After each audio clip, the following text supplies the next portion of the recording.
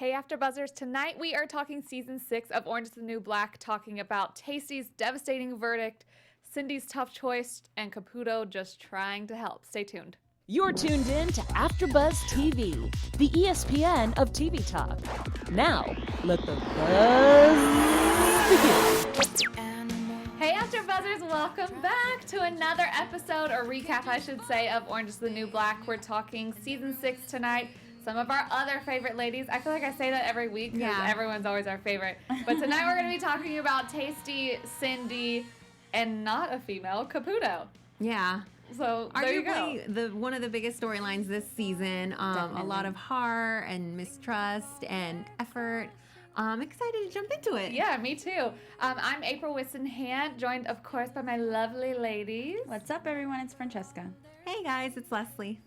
Okay, so this is such a, obviously my favorite, by far the biggest reaction from viewers, fans, the show, the general population, was over this storyline of Taystee. And there are so many different moving parts in it.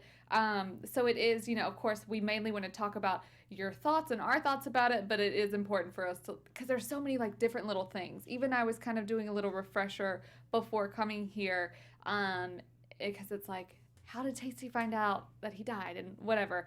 I want to start off with, though, kind of us talking about it from the beginning. Yeah. Like we, of course, know that they're all in AdSeg at Max. It kind of really starts off with Cindy, and we've touched on this in a few of our other recaps as well. But of course, Cindy and Suzanne are the ones that see Piscatella's death actually go down. And I kind of actually forgot about them formulating the secret or the story of being in the closet for the whole time. Or Cindy formulated, and then Suzanne had no choice but to follow along. Exactly. Yeah. Do you think Suzanne was ever going to be able to keep to that? Because we even see her later in the season. They're trying to get her to come to once, Taystee's already out of AdSeg, and of course Cindy is as well. They try to get her to come outside, and she won't go because she's so afraid of making them mad at each other because she's confused about what stories to tell. Do you think it was actually a good idea? Well, clearly it didn't end up being a good idea for her to formulate this story, or what do y'all think? I don't think it was a good idea at all. I felt like it was a very huge betrayal and something she had to carry. Cindy did the rest of the season. I was really surprised that Suzanne was able to hold on to it, though, for the whole season. She actually did, and I think she had to remove herself from the situation in order to keep that. But I was really surprised at how that played out, for sure. Yeah, I think if she wasn't in Florida, it probably would have been a little bit harder when she has everyone around her. The pressure might have gotten to her. Yeah, exactly. I think with Taystee, it's really interesting. So at the end of last season, we saw her as sort of a negotiator, an advocate for the women in the prison, and sort of head writing, leading these negotiations, and sort of descend, at the end when things don't go, as planned. And then so at the beginning of the season, she goes from being she's a leader to now she's sort of the scapegoat, and eventually turns into a martyr and a symbol for the movement overall as a whole. So you kind of see her character just take on these different roles throughout the season. And at the end, it doesn't work out again, it was so sad. But at the same time, this is what happens. Yeah. And we're seeing it through her story. Exactly. It does kind of start with Cindy, and this is why I brought up her making up the story, because we know that Cindy ends up getting a lawyer through the Jewish community, which I'm like, is this a real thing that happens? You just call upon Jewish, and no, I know, but she has connections, I guess. I guess she calls upon the rabbi, and Tova gets her lawyer. But like we know, they are still trying to pinpoint the people who are going to get life sentences or who are just going to get the 10 year sentences. And Cindy fully sticks with the story about she was never in the pool. Never had no idea what it even was. She and Suzanne were in the closet. But then the investigator comes back and says that her fingerprints are on the gun. And it's a total mistake. And these are little details that we can kind of forget because you just think of the big things that happen. But it was a total mistake of him like, well, how if you weren't there, how were how were your fingerprints on the gun? And her saying, well, I grabbed it from T. And then that's how Taystee's name ever even got introduced into this. Of course, she tries to backtrack, but they know who T is. So it ends up, long story short, essentially, they say the only way you're going to get immunity whatsoever is if you we can only sell out your girl, essentially. Right. We can only use viable testimony. We can't use, like, crap. And so if you want immunity for yourself, this is what we're going to use. And, of course, as we know, she ends up going with that. What do you think? There's nothing other to say. Like, what do you think? Well, there's a lot to unpack because my initial thing was, before it was even a question of, selling out Taystee, she sort of formulated this plan of, okay, we're not going to say what we saw with Suzanne. Like, we're not going to say that we saw these officers who dragged the body, who did the cover. They legit overheard, this is a plan. We're going to pin it on an inmate. They're like, we're just going to say we didn't see anything. We don't know anything. And I was like, why? That was my first question, is sort of guessing, like, why can't you just say, we saw these police officers and they did this, and maybe they don't believe you guys, but now you have it out there and maybe they might look into it. I didn't get that first decision at all. I still don't, because we still know that it's always going to come out, essentially. And I get in the beginning why the thought would come about, like, oh, they're never going to believe us. And if we say we saw them do it, then they're going to pin it on us. And it is a part of, a big prison community, I would even say almost afterthought, that people are in it for themselves. Now, you formulate friendships and whatever, but ultimately no one wants to get extra time. And because the system is so jacked, they were scared enough to think, like, if we even slightly say this, then they're going to pin it on us. So I get it, but obviously hindsight is 20/20, and that would have been the better decision, but to tell the truth anyway, because no matter what, then it's, oh, you're not a credible witness, Cindy. If you change your story at this point, no one's ever going to listen to you. Then you're almost, you're making it even worse. Yeah. And it really was hard to watch that, because you see her throughout the whole season just feeling so guilty about deciding to stick with that lie. Especially like when she's doing her radio show with Flocka. Like, I mean, she has ulcers, right? Yeah. Where she can't even walk, and she's saying her back hurts and stuff like that. The guilt is physically getting to her. Yeah, it's and same thing, like, why? I mean, obviously, like, stupid sayings like snitches get stitches and like stuff like that, with like that kind of stuff. But really, always honesty is literally the best way to go, because, like you said, everything eventually comes out, and in the end, she ended up screwing herself over, and she had to, unfortunately, testify against her, like, best friend. But I do agree that sentiment of this, nobody wants to be a snitch, I do think it's, like, deeply ingrained in some people, and that might have been part of her motivation for not wanting to say anything. The episode where we saw her flashback of her as a teenager, and, she's dating this boy that she really likes, she gets knocked up by him, and she doesn't tell him. She never tells him, and her rationale to her family is, oh, it's because I really like him. Yeah. And it's flawed, and I think she carried that on into adulthood, this weird thinking, like, oh, it's just better not to say anything, it'll keep the status quo. But it's like, you're actually harming yourself now. Like, there's a child out there who doesn't know who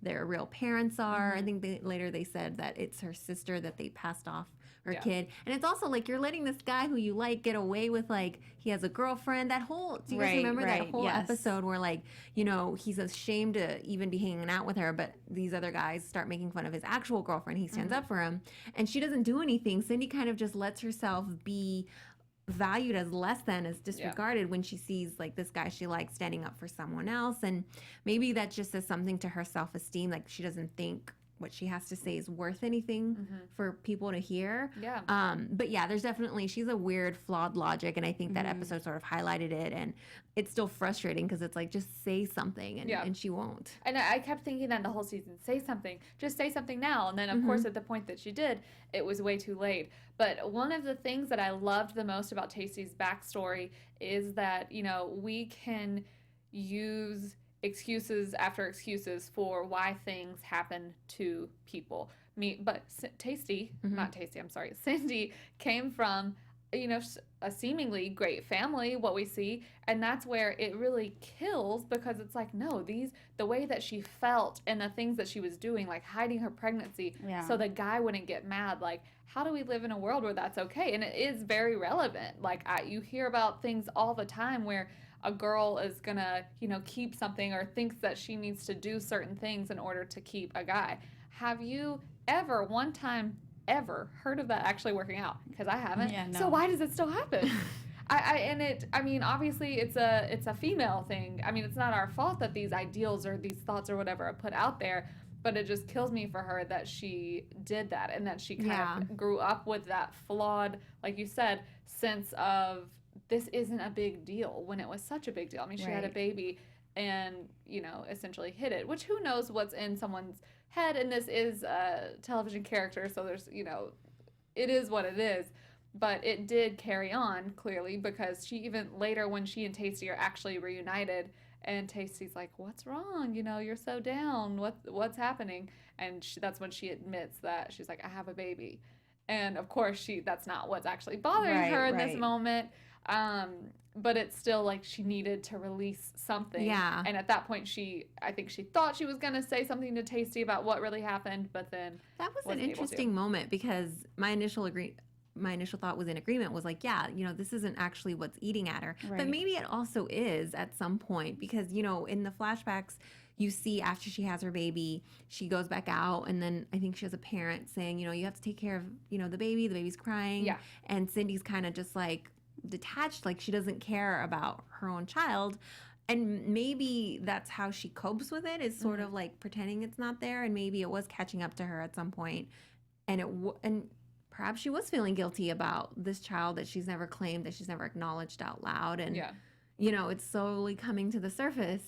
It's weird, and it might have been, who knows, maybe it might have been her infatuation with the guy. It might have been this idea that she can pretend doesn't happen, nothing bad will catch up to her. But I think it is so strange that how you pointed out, it did seem like her parents, she had a good home, and it seemed like her parents were nice, and I think they didn't, discipline her, I guess, very well. But for the most part, her upbringing was very different from Taystee's, who we did see grew up in foster care and, without many options, home or whatever. And it's weird how, I mean, I guess it's like people can end up in similar situations no matter what. Like, there's no one formula, but it makes me feel like Cindy had other options, and maybe she just still somehow ended up down the wrong path. Yeah.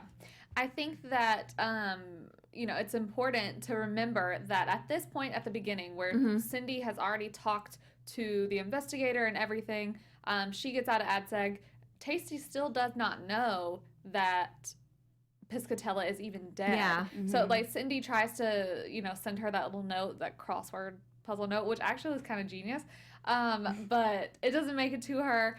And Taystee finds out from when she's getting out of AdSeg. She doesn't even get the chance to talk to the investigator. She finds out by overhearing her public defender say that they already have enough information on her to put her away, to give her the life sentence. So she doesn't even get to talk to anyone. Yeah. So we don't see, that's literally how she learns that Piscatella is dead, is by overhearing her public defender say it, and that they're pinning it on her. This is where kind of Caputo comes into play. And I'm so curious to hear what y'all think about his efforts. But she contacts him because, she points out to him even, like, she was with Caputo for a majority of the riot, with Caputo and Fig for, I guess, toward the end. But she's like, I didn't do this. Please try to help me. He's on the outside. We see that he's obviously very, like, down in the dumps because of everything that happened, and he thinks he's being fired and whatever. But he says he'll try something, and his trying something is talking to Linda.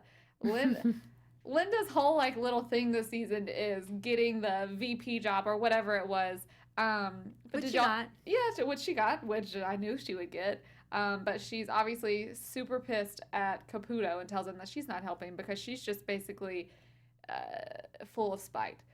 My question would be, would y'all end up doing the same thing if you were in Linda's position? Remember, she got her head shaved because there was a lice outbreak.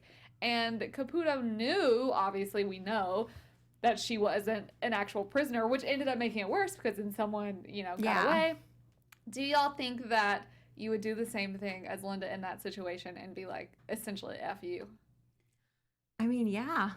Okay, so I actually think Linda is the worst person ever. Yeah, she's terrible. But, I mean, she has every right to be super pissed at Caputo and go after, what she thinks are her reparations, whether that be a bigger job, better salary, better title, whatnot, and go for it. I think the first scene I think it was in the first episode where, they shave her head and like they come in 5 seconds too late. It was hilarious. And it was kind of like, I'm still happy that happened because it's like she has to get some, she deserves, because she did a bunch of crap also that we're kind of letting slide by. But yeah, I mean, I don't know. We let it slide by because she is very like unimportant. I mean, she is important. She's important to mention here because Caputo was reaching out to her to try and help Taystee. Yeah. Since she's in this position now, but she couldn't even hear it. Like, I think she actually might have helped had the situation or had it not been Caputo coming toward her, but she's very quick to remind him, like, I agreed not to sue MCC, but like, how dare you even ask me for anything? How do you think I'm going to get something from this when it's coming from you? Exactly. And of course I wish she would have been able to do something, or I wish she would have kind of seen past that spite, but I also don't like fully knock her for it because when it's coming from this one person, Linda's not going to ever be the person that is going to give help to Caputo. Exactly. Basically. Yeah. I wanted to backtrack a little bit with Taystee. So I feel like in the beginning of this season, she was giving like Daya a run for her money as far as like people who the guards were beating up on the most. Yeah, for sure. And it was awful. Like she was in a very bad place. And I also think she was dealing with guilt of like decisions she made during the riot and when she could have at the end gotten almost everything she wanted. And Caputo sort of reminds her later, but she was still holding out for the officer or the guard that killed Piscatella. And that last minute call, right before the shit hit the fan, I feel like she was weighing on it back and forth. And I think it's interesting that, this season, I'm glad she did have Caputo in her corner. He could have still been mad at her. And because at the end, she didn't listen to him and he still ended up sort of tied up or whatever. But she had him in her corner, which I think is important because she doesn't have Cindy anymore and she didn't have Suzanne. And I mean, it was their testimonies that gave the DA enough to try her for this murder that, again, she didn't know anything about. So that was, and I feel like a combination of Caputo and all of the letters of support she started to get, I felt like I was so happy that she had that. She had some people in her corner throughout this whole tough, crazy ordeal. Yeah, because she doesn't have, she does have a family, but not a family that's going to be able to help in any way, shape, or form.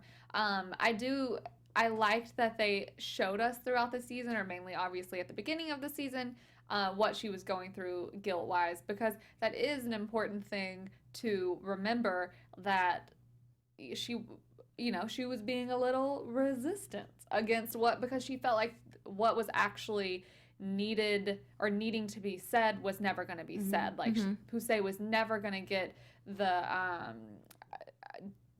there's no justification for her murder, but she was never going to get, the attention, and the things that they really wanted to be addressed were never going to be addressed. But that's because they were dealing with all that other crap and people being like, well, I want hot Cheetos or whatever it was. You're going to laugh that I said hot Cheetos, I know. But I think that guilt, and then to just be slammed with, oh, by the way, you're going to be, tried for murder of this man you didn't even know was dead, is enough to take anybody down. But Taystee, in true Taystee fashion, still kept going. Now, she did, of course, get the support of her inmates. When she finally gets out of ad seg, people are like, oh my God, Taystee! Because they know her as, the face of the riot. The person that they saw on TV was Taystee. And then she, of course, we find out much later anyway, that she is getting all of this fan mail. She even does an interview at one point. Yeah. And this is kind of where we see her old friend Ward come in, who, of course, is a CO. And she didn't, at first in the beginning of the season, warm up to Taystee, let's say. I think maybe because she reminds her of what happened to her in the past, or just what she used to do or who she used to be, which we see later on. But then, they kind of reminisce a little bit, and Taystee pulls at her more emotional side, and they actually get her set up with an interview to do, because Taystee, of course, only has the public defender who is telling Taystee to say that she's guilty, because they're thinking she'll get a lesser sentence.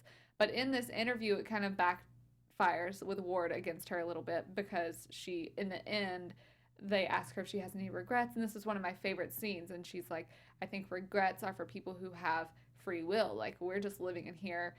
I'm getting beat every day. My mail's getting gone through. My meal's being skipped, whatever. Like, they're the animals. We're just in cages over here. Like, it's... And then Ward kind of goes against her for a little bit. I agree. That was one of my favorite scenes, too, because... Yeah, she was dealing with the guilt of, like, did I make the right call? I think at the beginning of the season. And I think she would have stayed in a low place had it not been for her seeing that newspaper article where it said, she, after the death of Pusey Washington, or it said her name specifically. And that sort of built her spirit again because, when they were fighting for, like, hot Cheetos, and they were also fighting for, like, healthcare and, like, better facilities and better education classes. All of those things were great. But the first reason, the initial, like, push into the whole thing was Pusey. And so when Taystee felt like she wasn't getting that justice, it's almost like, well, everything else came after. And I felt like when she saw that her initial goal of getting her story out there and the tragedy that happened to her, awareness to that sort of got her going again, which I think is great. And I also feel like that's why later she was able to, sort of believe in, like, what she did and not live in the past. And that's why she says, like, oh, I can't have regrets, because at the end of the day, she was making decisions based on very hard, limited choices in a really stringent, situation. So, I think her saying that in an interview was very enlightening. And then, obviously Ward didn't take it the wrong way, but that chick, I'm just like, I don't like her. Because nothing, again, she thinks makes sense. It's like she's seen Taystee get beat up. She's a terrible friend. Okay, am I crazy? I feel like I remember her kind of hitting her at one point too. Or I don't remember she that, did mean things to her for sure, but I can't remember. She kept her mail, or she, like, didn't give her all the fan mail that she was getting or something. After that. But it's like, that this person is suffering, and yet somehow you want her to have some weird loyalty towards you. Right. It makes no sense. So I was really happy that she said that, even though it gave, it made Ward give her the cold shoulder. Then also they did all those flashbacks about them when they used to work together in the fast food place. And I felt like, again, that just shows you that, if anything, Taystee was way more responsible than she ever was. Exactly. And, a good thinker on her feet with that. There are no cameras. Or exactly. Her Jordans, quote unquote. So, like, the whole situation was, they were late at night at the fast food situation, and then they get robbed. One, because I guess she didn't lock the door after Taystee told her to. Yeah, but they were high. And they were high because of her, too. So all of these things, and... I almost feel like Ward also feels guilty, but she feels bad about it, but she's not ready to admit her faults. So in turn, she takes it out on Taystee. Yeah. You know what I mean? Like, I don't know how to describe that when you've done wrong and you're so embarrassed and you just stay, like, doing mean things because you're embarrassed. It's like the guilt from it, essentially. Basically. And people handle that in different ways. Exactly. It's like poking someone on the playground when you're little, even though you shouldn't be. It's almost like that's what she did here. And she went away from that a little bit in the season. We see her, she did actually help her. Like I said, she's the one who got her to interview and pointed out that they were requesting Taystee for interview. But then it just backfired when Taystee said the bad things about the guards. Because it is, she's putting them in a little box, but also it's not like she can be like, this guard, this guard, this guard, this guard did this, but it's majority of them as a whole that are doing the terrible things. And they were true things. And that's how it has to be addressed. Give me any sort of organization, you're going to have some bad people. Guess what? You're also going to have some good people. And it's sad that the bad gets overshadowed by the good, which is essentially, what happened with the riot. It's people wanting to, promote change and go after these very important things like the healthcare and, like, getting justice for Pusey and everything. But kind of the hoopla was piled on top and it didn't go the right way. But the good thing that came from this interview is that the ACLU gets involved with Taystee.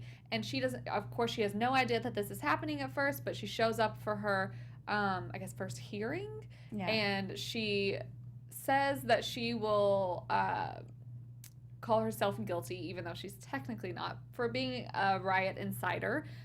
Even though she's the one that was negotiating. But, you know, I guess she felt like she had to give them something, but she refuses to plead guilty for Piscatella's murder. And they're all in the background and cheering, and this is what ultimately gets her an actual lawyer. Yeah. A public defender is an actual lawyer, of course, but someone who, you know, is going to go above and beyond for her. Yeah. Like the public defender clearly wasn't, because he was saying, you need to Right. She was plead like, guilty. just plead it. I was so happy. I just every step of the way, even though we didn't get the resolution we wanted for Taystee, because I was like, yeah, just take it to court, just fight it, like just fight it as much as you can.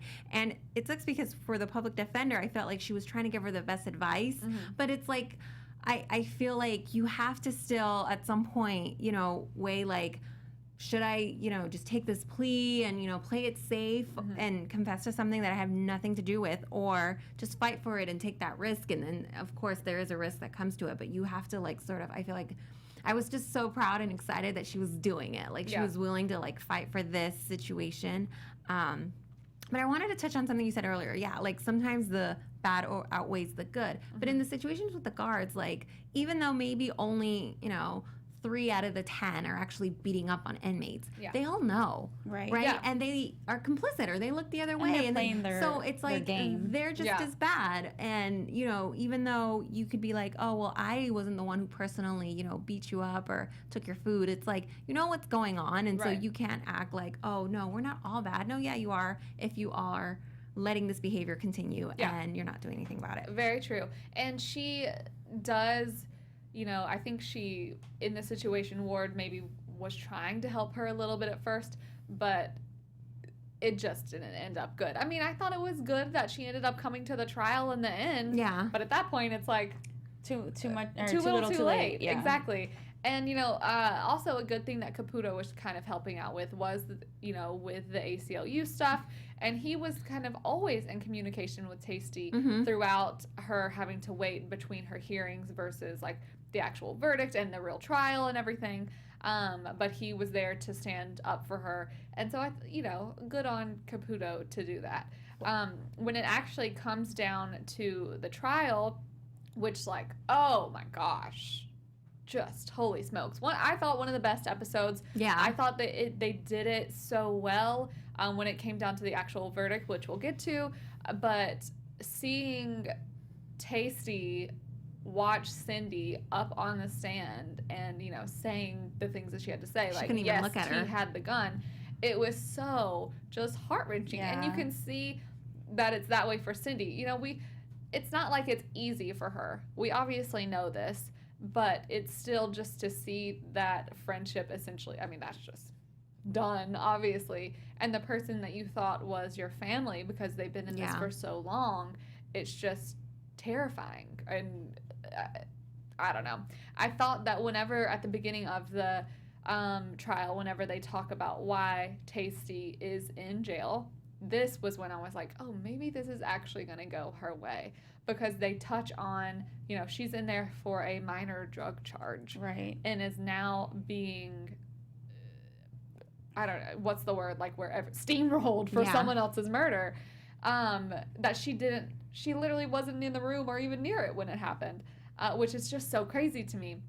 But so I have to ask y'all, you know, they say in the show that they chose her because she's the one that they saw on TV and she's the one that was doing this. But no matter what the guard said or no matter what testimonies happened, it was always going to be her. Do you think, clearly she's not getting fair treatment in this, but do you think the same thing would have happened no matter who it was? Or do you think it's just because it was her? I feel like Taystee just got caught up in a really worst case scenario situation where, she was the face of, you know, the riot because she was heading up the negotiations, and she has, you know, Suzanne and Cindy's testimony that they saw her holding the gun. Yeah. And that was enough. Like, there was nothing else remotely close towards any of the other inmates that you could piece together a story of, oh, well, maybe this person did it. Yeah. Except for maybe Red, but that sort of didn't work out in that situation. And I think it just, the cards landed the worst for her. Yeah. What do you think? I feel like it's a classic no good deed goes undone situation, especially because, like, you know, with the riots and everything, she was fighting for Poussey, and she was trying to do something right, and it just never really worked out. And so, unfortunately, she's going to get the shit end of the stick, you know, excuse my French, because, like you said, now she's a face of the riot, and it's essentially like, well, Piscatella died because of the riots. Yeah. So she's at the forefront for sure. I guess I should say, too, do y'all think, you know, Cindy goes back to her lawyer, like I said, and says she wants to tell the truth, but then she's kind of put into the situation of, you, first of all, not only are you going to get immunity, but then it's going to come after you because your fingerprints are on the gun as well.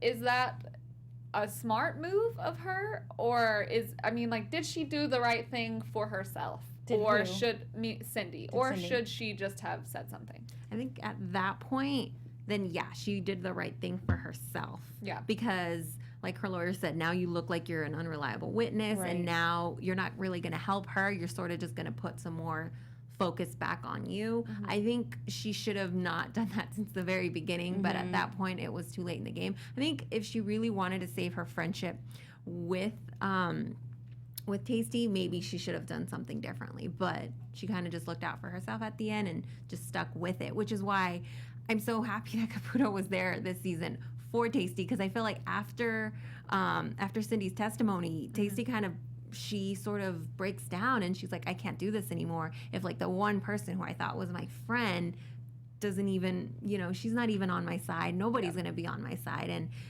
it was Caputo who, like, this roles are reversed from, you know, Taystee trying to get him to be like, no, look, we have to do this. And now he's like, no, you have to do this. Like, you have to fight for yourself till the very end. And he sort of gives her that confidence boost speech to get her to give her last, you know, heartfelt testimony in front of the jury that could have been, you know, her final saving. Right. I just want to say how much I appreciated Caputo this season, especially, you know, for this, you know, how he kind of stalks the officer who actually killed Piscatella at the coffee shop. Like, he knew, I mean, you know, he knew what he was doing was, like, probably wasn't the smartest move, but he knows that Taystee didn't do it, and he did not want someone to go down for it, no matter what. Like, he didn't care that Taystee had, like, hit him or whatever during holding him hostage. Like, he wanted to do the right thing. And it's kind of, you know, it goes back to kind of your question, like, what would I think it was your question, right? What would you do? Would you plead guilty to something that you did? Same thing, like, now we have this officer who did something, and, like, he's in the clear. He doesn't have to worry about it. So he's sitting pretty, and he, you know, I just hope, like, he feels some guilt, because now all these people are just in situations for just not being honest. Yeah. I'm glad you brought that up. Like, that was weird, the whole, because he kept coming back after Caputo tracked him down, like, and he was sitting in on the trial, and exactly. That's why. Sick. Yeah. That's why. Like, that's why I why? thought about it, because in that scene where the verdict, you know, when the verdict goes down, you see him, the camera goes to him and focuses on it, and I was just like, you asshole. Like, you could just, you know, stand up and whatever. Obviously, he would never do that, because, like I said, he's in the clear. He doesn't have to worry about it. But again, if everyone would have just been honest from the beginning and looked out for the whole picture instead of just for themselves, really, you know, they could have got, you know, the guards could have gotten in trouble for beating them. You know, that officer would have gotten in trouble for shooting Piscatella. I don't know. It's just so sad, because this stuff happens in real life. Yeah. All the time. And I mean, it's not like I expected the dude who actually killed Piscatella to sit there and stand up and be like, no, it was me. Arrest me. Because if I'm about to get away with murder, I'm about to get away with murder. Right. I mean, I would hope I would be a better person than that, obviously. But, you know, getting down to the actual trial, this is where I go so back and forth, or I went so back and forth, I should say, when I was watching the episodes, because Taystee's testimony and, you know, hearing her story and hearing what she went through, and that she's had no violence, but, you know, came from this literally terrible background, had no support, but even through all that, she has still remained positive and whatever. And Taystee can give accurate accounts of exactly what happened. We also know that they've, you know, tried to call in another, what do you call the people who look at the bodies after? Coroner? Another coroner, or another medical, like forensic examiner. Yes, to redo essentially the autopsy, because that's, you know, it's another thing that Caputo was trying to help with. Like, please, at least he got Fig to do it. Like, call in another, whatever they're called. But I don't even think that ended up working out, or everything was, you know, inconclusive.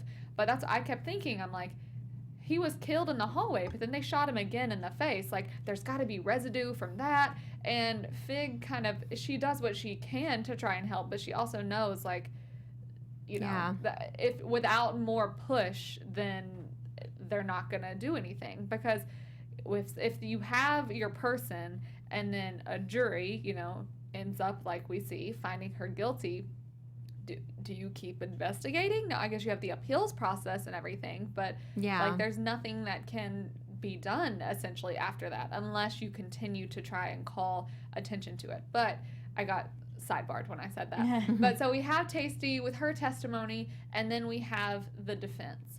And the defense essentially says, you know, we have two people or multiple people saying that they saw her pointing the gun.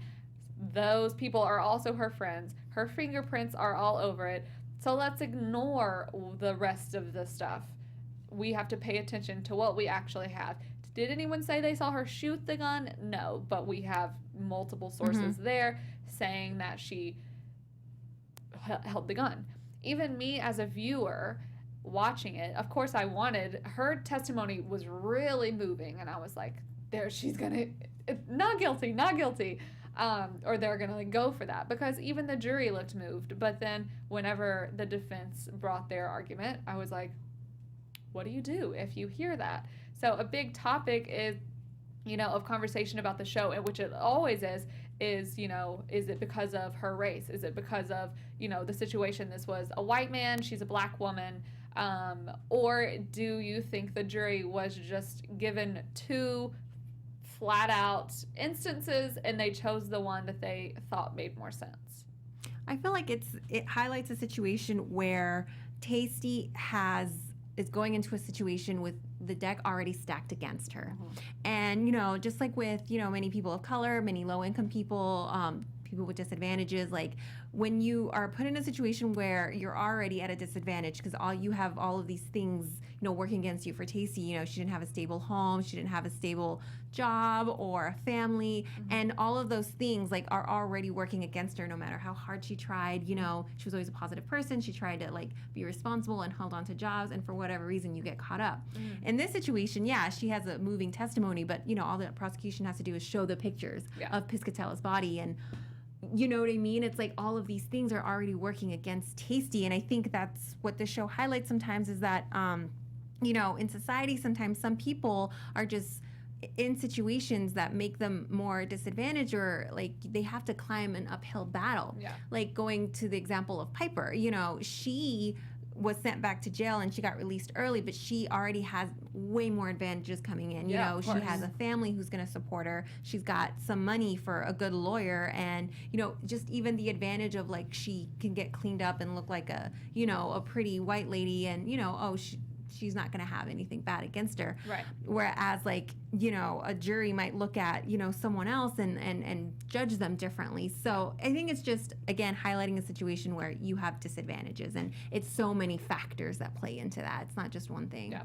And it's crazy that in society today, we still, you know, I like to hope that it's getting better, but I also know that it's not for a whole lot of people. And it's just, it's so unfair. And, you know, oh, life isn't fair, whatever. But no, it's like, when does that cycle end? Like, how does it go from you were just trying to stand up for someone to these people feeling so pressured that like it's just the messed up jail system, because obviously if someone felt so pressured that by telling the truth they're gonna get a life sentence of their own, then like of course, what are you gonna do? And then, I know people are gonna say I'm crazy, but when presented at the end with the arguments, taking like my emotions for Taystee aside, all you hear is like, oh, that's pretty good evidence. Like multiple people holding the gun directly pointing at him, whatever.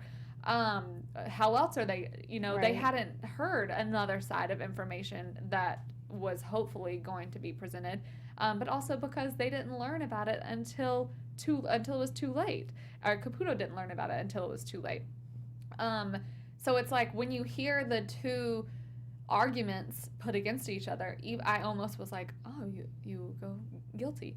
Actually, I thought at least they're going to get a hung jury, because you can't, for me, like, it's a reasonable or beyond a reasonable doubt. So you have to have that proof. And I was like, there still is no proof. Like, it seems like it should have just gone on for longer, rather than, the quick verdict. It seems like, okay, people saw her pointing the gun at him, but what happened? They just turned their heads when she shot him? You know what I mean? Like, you can't, it's like people always say, nothing's gonna happen without a body. Okay, they had a body here, but the body had also been moved. Like, the investigation, and I know that I'm sure it wasn't as good of as an investigation as it would normally be, because they're investigating a prison riot and someone who died there. So are they going to try as hard if it's like a private family that was killed? No, it's just another thing. It's like, how are people ever going to get ahead if they keep getting put down? I feel like this conversation could go on for a really long time, because it can break down into a bunch of things. But I've been watching a lot of like other like docu-series on Netflix and stuff about like trials and stuff, and I always just think about the jury. Like, they're like each side like handpicks the jury, or tries to handpick the jury, so they're gonna go in their favor. So really, a trial is supposed to be by a jury of your peers, but really it's really not a jury of your peers, and so you never really know which way it can go. Swing. It's typically, they try and work it out basically where it's like half and half. Yeah. Where someone has these ideals, like, you killed someone, you're definitely going down for it. Oh, and then they're going to get someone that kind of would appeal to the more sensitive side or whatever. Or the, beyond a reasonable doubt, which is how I am. That's what I kept thinking. But just in the way that they ended up shooting the verdict scene, because my heart when I was watching it just beating out of my chest. It was amazing. I'm almost glad that they did it the way they did, with no volume or anything like that, because that's where you see the true devastation on her face. It's very powerful. Oh, it was so powerful. And just the tears that of course immediately come. I even have chills thinking about it right now. Same. And then Caputo running after the dude and that we know killed him and hitting him. I think he hit him, right? I don't remember. Yeah. Honestly. Sorry. It was just such a letdown, because I for a second was like, oh, the right thing's gonna happen, and then it didn't. Yeah. I hope that we, this is a little bit like prediction-y, but I hope that we end up getting to see the next side of it, meaning like the appeal process and things what like happens that. After, because there is a chance. It sucks that she has to rely on that, and rely on taking a chance with something that may not ever work. And it's just giving her more time, and now she's going to always have this on her. But I hope that we at least get to see that. I hope so too. And again, it's like a system where there's so many things working against you. Like you said, the jury selection, or the fact that you have prison guards working against inmates, and obviously the investigation itself was sloppy, because there were so many things they didn't see. Even the fact that Pennsatucky was gone, and like you had what's her name,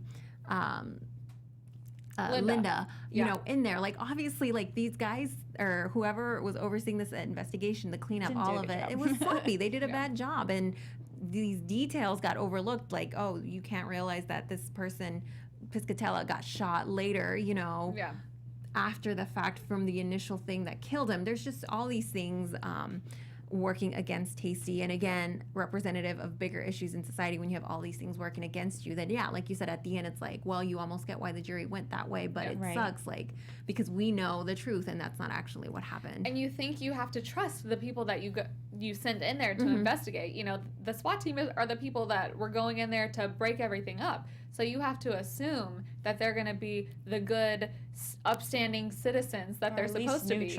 Exactly. But it's like I think there were women in there too, so it's not a boys' club, but it's like, okay, this happened. They kind of see how it's going to go down. Obviously it's their fault, so they don't want one of their own. Oh, so let's just make these women go down for it. No big thoughtless deal. Whatever. And terrible. I know.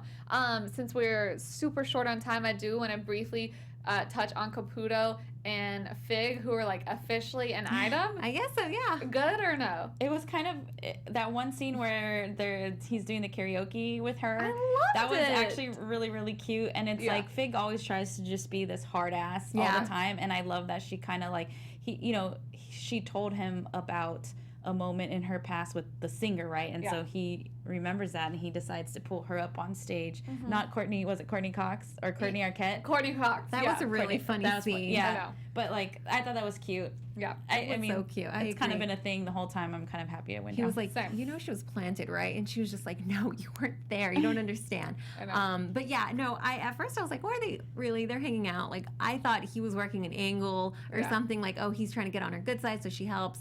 But I genuinely think like there's feelings there. And at the end of it, I was like, okay, I like them. Same.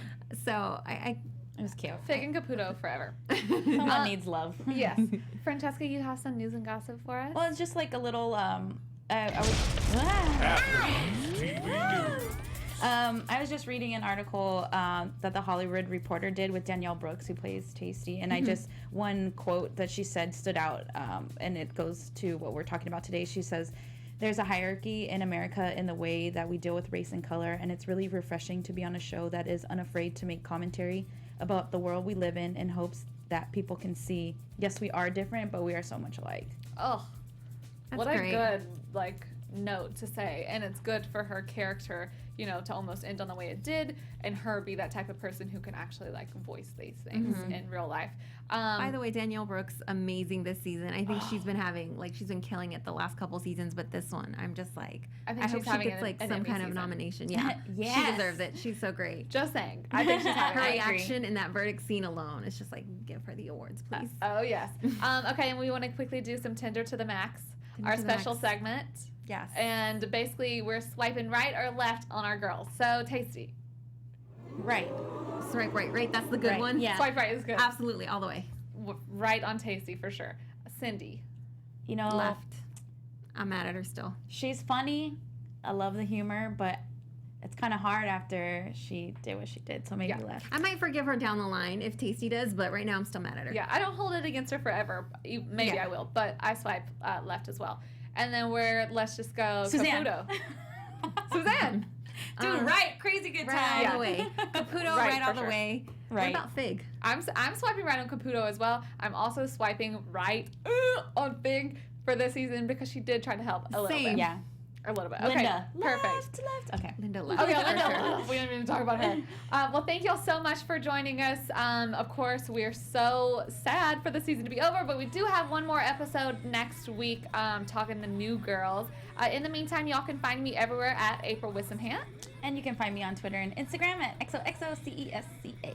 And you guys can find me at Leslie That Face. I'm Leslie Corral. Awesome. See y'all next week. Thank you. Bye. From executive producers Maria Menounos, Kevin Undergaro, Phil Svitek, and the entire AfterBuzz TV staff, we would like to thank you for listening to the AfterBuzz TV network. To watch or listen to other after shows and post comments or questions, be sure to visit AfterBuzzTV.com. I'm Sir Richard Wentworth, and this has been a presentation of AfterBuzz TV. Buzz you later. The views expressed herein are those of the hosts only and do not necessarily reflect the views of AfterBuzz TV or its owners or principals.